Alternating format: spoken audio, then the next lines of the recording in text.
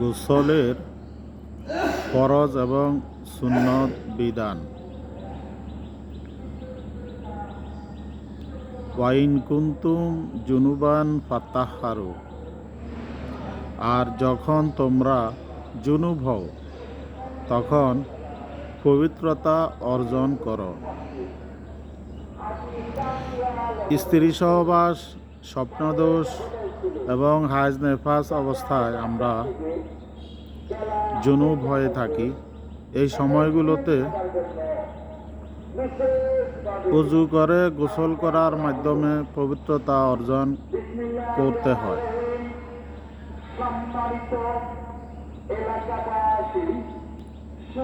সূরা মায়দা আয়াত নং 6, উযু, গোসল এবং তায়াম্মুমের ফরজ বিধান। গোসল করার সুন্নাহ পদ্ধতি: প্রথমে পবিত্রতা অর্জনের নিয়ত করা। কবজি সহ 2 হাত ধোয়া। নাফাকির স্থান ডান হাতে পানি ঢেলে বাম হাতে পরিষ্কার করা। পরনের কাপড় চোপড় ধুয়ে নেওয়া, পরিষ্কার করা। গায়ে সাবান মেখে পরিষ্কার করা প্রয়োজন বশত।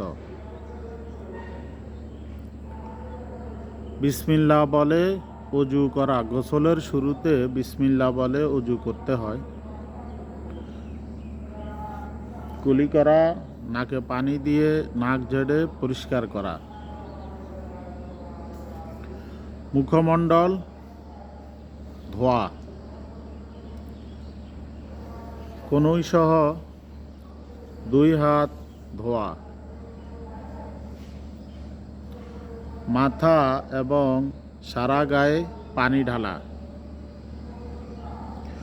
গোসলের স্থান থেকে একটু সরে গিয়ে টাকনু সহ 2 পা ধোয়া। এই কাজটা হলো গোসল শেষে। গোসলে মোটামুটি হলো ফরজ এবং সুন্নত নিয়ম। এখানে যে হাদিসগুলো সহযোগিতা নেওয়া হয়েছে বুখারী 248, 257, 259, 265, 266। গোসলের সুন্না নিয়ম, এই হাদিসগুলো পড়লে গোসলের সুন্না নিয়ম জানতে পারবেন। আর গোসলের ফরজ, উযু, গোসল, তায়াম্মুম ফরজ বিধান জানতে হলে সূরা মায়দা আয়াত নং 6 পড়বেন অর্থসহ।